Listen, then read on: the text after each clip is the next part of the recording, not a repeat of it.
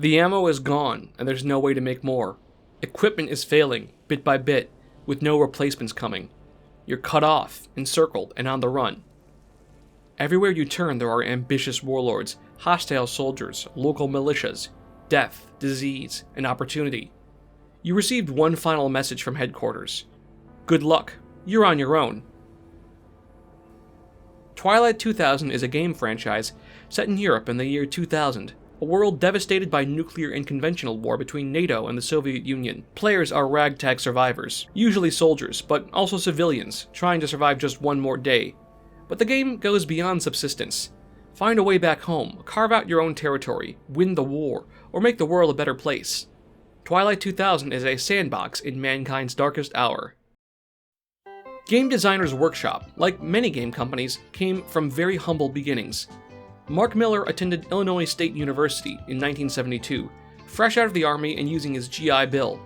It was there that he discovered the ISU Game Club, which consisted of seemingly two people, Frank Chadwick and Rich Banner. It was through this club that Miller began an illustrious career in wargames. These old-school hex and shits games were enjoyed as a hobby, and soon the club began producing games commercially, even receiving funding from the university for a time. In 1973, the Game Designers Workshop was born, a company operating out of Miller and Chadwick's shared apartment.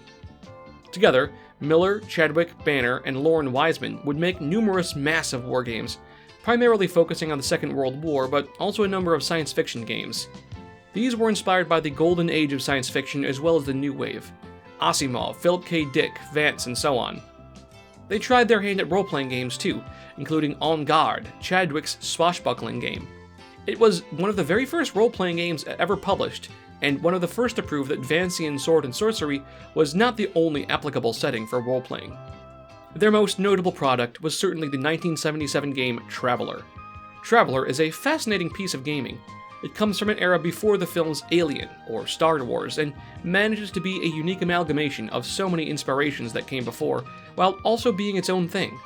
Traveller was the first science fiction role-playing game to catch the public eye, and had lots of unique mechanics. Character creation involved simulating your life up until the moment of play, and your character could in fact die during creation.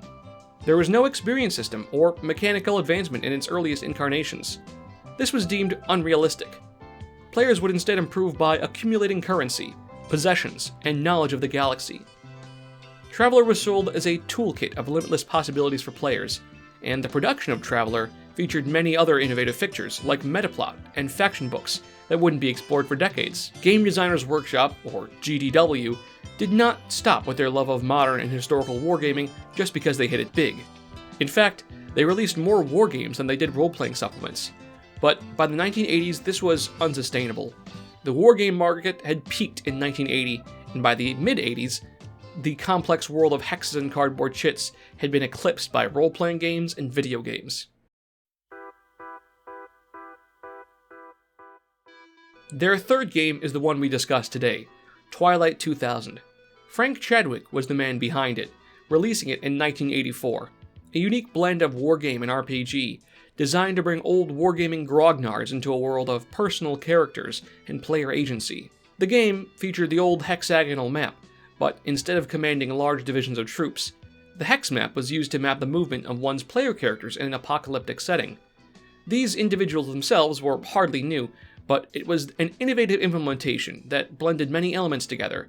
It had speculative science fiction, a contemporary setting, wargaming, apocalyptic environments, and sandbox role-playing. It came with uneasy context.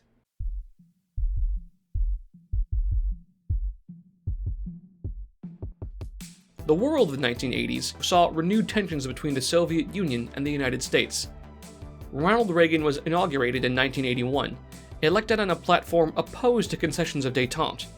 The Cold War escalated quickly through 1983. The Soviets' brutal invasion of Afghanistan was widely condemned. Reagan's foreign policy was based in large part around confronting Soviet influence, denouncing its human rights abuses, while expanding covert support for violent mujahideen in Afghanistan, as well as the Contras in Nicaragua. There were a series of relatively short-lived leaders of the Soviet Union. Brezhnev had led the nation for nearly 2 decades, during which time the Soviet state was stabilized but also stagnant. In his final years, he was ill, leading to KGB head Yuri Andropov exercising control. When Andropov ascended as supreme leader in 1982, he was at a loss for how to handle the rapidly growing tensions abroad and the growing economic and social crises at home. 1983 and 1984 were particularly tense years. Soviet fighters shot down Korean airlines, killing 269 people. The infamous 1983 false alarm incident occurs. More on Stanislav Petrov is available in the on-screen annotation here. NATO engaged in ludicrously provocative and realistic wargame Able Archer 83, which convinced many Soviets that the simulation was a pretext for a first strike. It was in this world that GDW released Twilight 2000. Its real-world relevance and unique gameplay made it a smash hit. T2K sold extremely well on release, and for the next few years would prove vital to GDW's operation. By 1990, GDW's Traveler line and other products were not doing terribly well. They even considered closing house and selling off their remaining lines. That was until Iraq invaded Kuwait. GDW had put together the Desert Shield Factbook, highlighting the troops and weapons of the coming operation. Just days later, Operation Desert Storm began. The Desert Shield Factbook soared onto the New York Times bestseller list, quite inexplicably making this small side project by GDW their saving grace. The company spent the years from 1990 to 1995 in a revived energy. They reinvigorated their Traveler line, released a new fantasy game, and put out a new edition of Twilight 2000. Unfortunately for GDW, the game was called Dangerous Dimensions, and it was written by Gary Gygax. TSR, the owners of the world's greatest role-playing game, TM, didn't like the name and branding. The ensuing lawsuit by TSR would cripple the company. It didn't help that Dangerous Dimensions was not very good, and extremely complex for the 1990s. GDW was on its way out. Their bread and butter had always been wargames, and that market had collapsed. Their premier product, the Traveler line, had also been in decline, in part thanks to competition like the licensed Star Wars role-playing game from West End Games. An attempt to replicate the success of their Desert Shield Factbook backfired when a sequel book, the Desert Storm Factbook, was massively unpopular. And finally, the rise of the internet created a world where many of GDW's new products and failures, like its Traveler reboot, alienated a group of extremely vocal older fans. The staff would soon scatter to the winds as the company closed in 1996.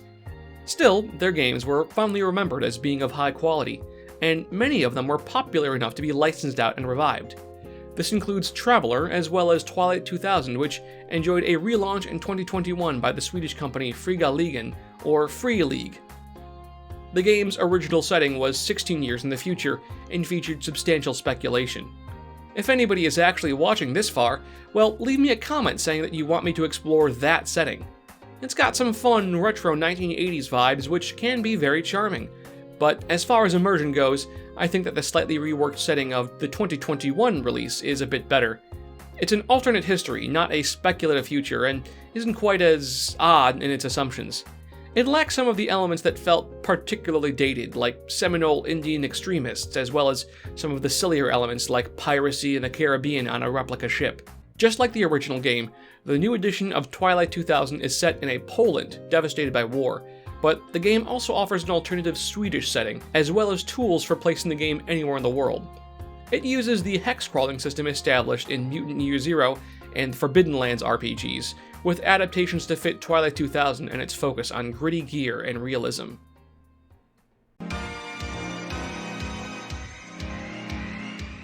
"1991. The Berlin Wall has fallen. The Soviet Union is in freefall. Terminator 2 continues to reign at the box office. Sonic the Hedgehog makes his debut. Tanks rumble through the streets of Moscow in the morning. KGB chief Vladimir Krychkov leads a coup in late August. The Russian President Boris Yeltsin is arrested at his dacha outside Moscow. This is the great turning point. In the Baltic states of Estonia, Latvia, and Lithuania, Soviet forces occupy TV towers and other strategic buildings, but this sparks violent protests.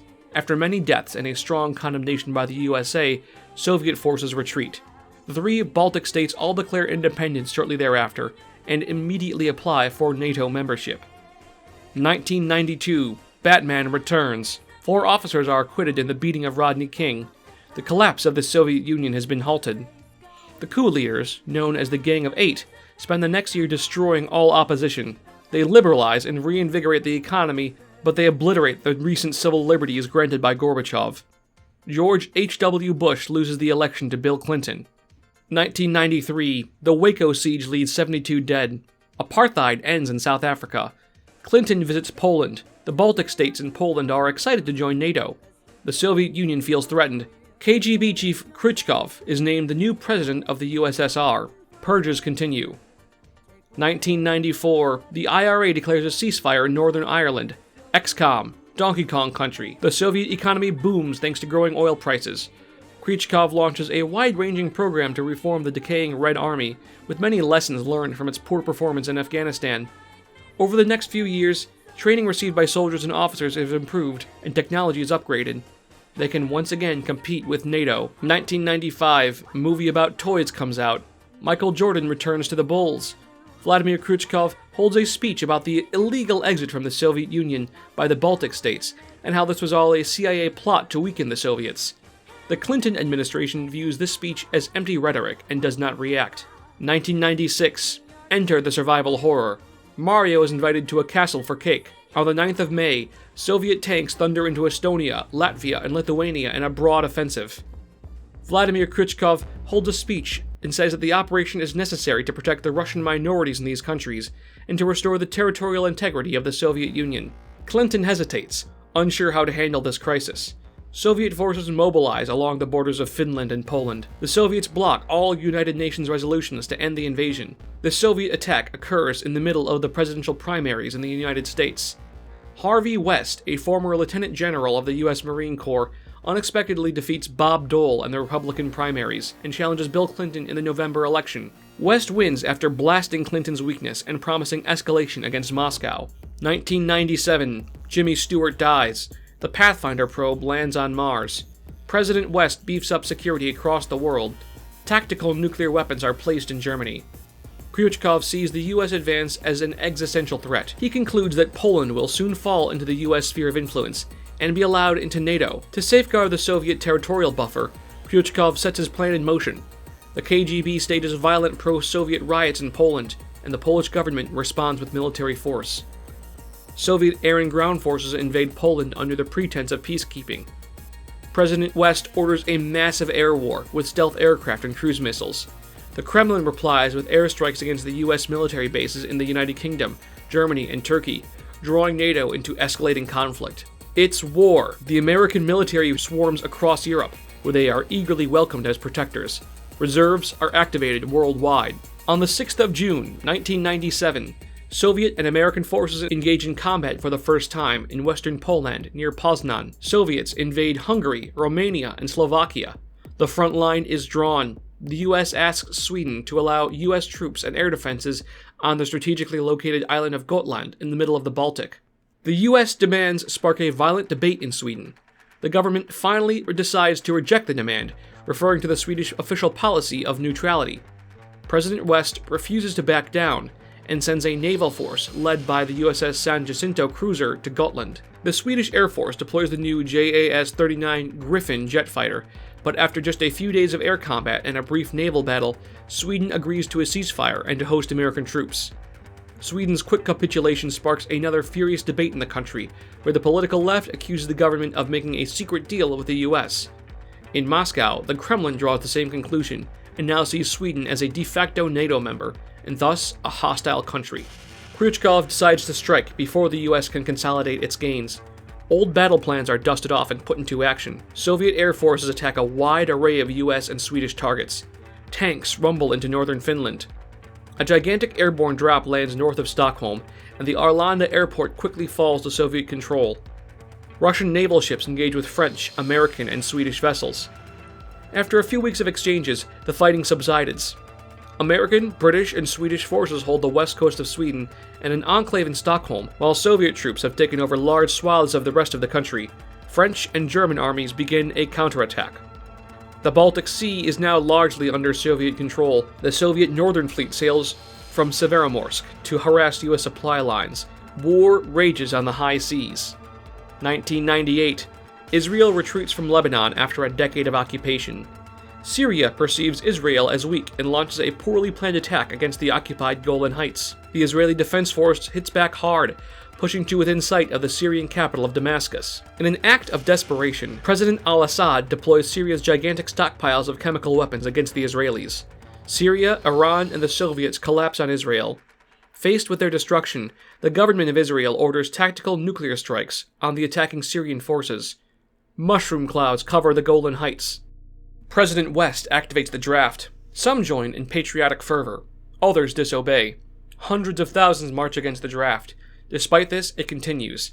500,000 Americans are armed with basic equipment, with stocks of materiel unable to meet demand. For the first time, the draft is open to people of any sex. The tide turns against the Soviets in Europe. Piece by piece, Soviet front lines crumble and their forces retreat.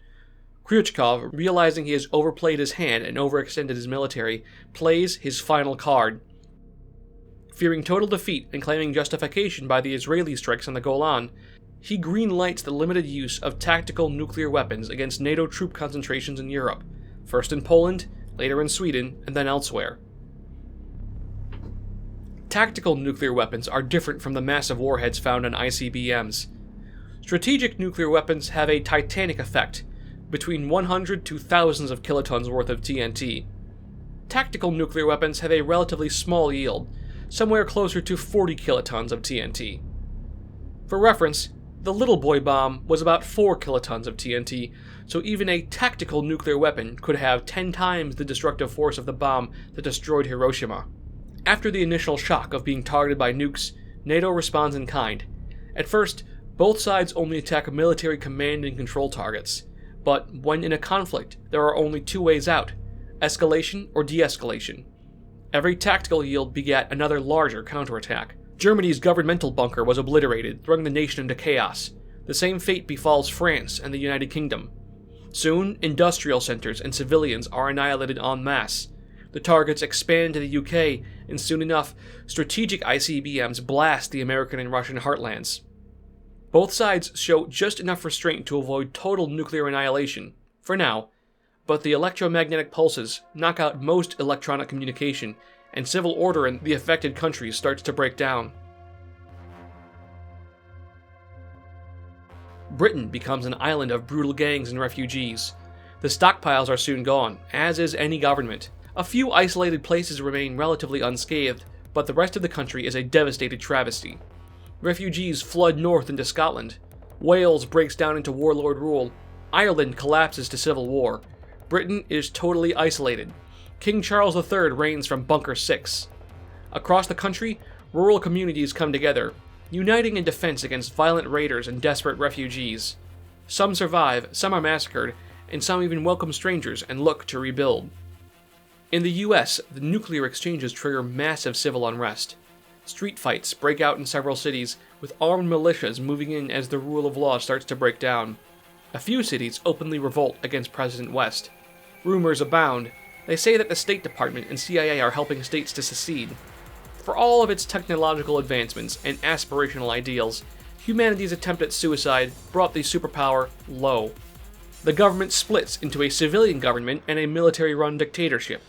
All possible resources are cut in half. FEMA evaporates under the strain. America had depended on an intricate network of transportation in which food and other necessities typically traveled many hundreds of miles to reach a local store shelf. Now, no such transportation is possible. People begin to starve. Very soon, people know little of what goes on outside a 100-mile radius of where they live. Ham radios relay news, but not all of it is reliable. The airwaves fill with messiahs, promises, and rumors. It matters not. The East Coast means nothing to Detroit. The states are united no more. The Soviets see a weakened America and attempt a massive push.